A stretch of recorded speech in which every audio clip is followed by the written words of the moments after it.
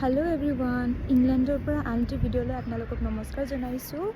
আজি মই এনে অকমান ওলাই আহিছিলোঁ। আমাৰ ৰুমৰ ওচৰতে পাৰ্ক আছে, তাতে মই মোৰ ৰুমমেটজনী আৰু এজনী লগৰ ছোৱালী আমি একেলগে থাকোঁ মানে।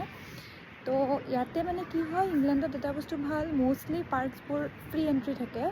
তো ধুনীয়াকৈ আহি মানে খোজকাঢ়িব পাৰি।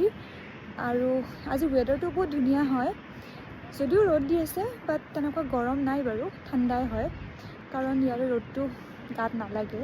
তো আপোনালোকক মই দেখাই আছোঁ কেনেকুৱা হয় কি হয়। আৰু এয়া দেখিছেনে, এয়া হৈছে লণ্ডনৰ ফেমাছ ডাবল ডেকাৰ বাছ। আৰু যিহেতু এতিয়া স্প্ৰিং ষ্টাৰ্ট হৈছে, তো গছবোৰ চাৰিওফালে ধুনীয়াকৈ ফুলিব লৈছে। আৰু যিহেতু মই এইবাৰ হোলী বুলি ঘৰৰ পৰা ইমান দূৰত আছোঁ, তো মনটো কিবা এটা বেয়া লাগি আছিলে।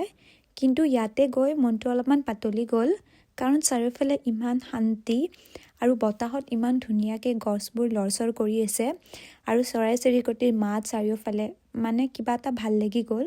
তাৰপিছত আমি তিনিজনী এনেকৈ দেখিছেনে, মই সিহঁতক ফোনত কিবা দেখাই আছিলোঁ, তো তাকে আমি কথা পাতি আছিলোঁ তিনিওজনী মিলি।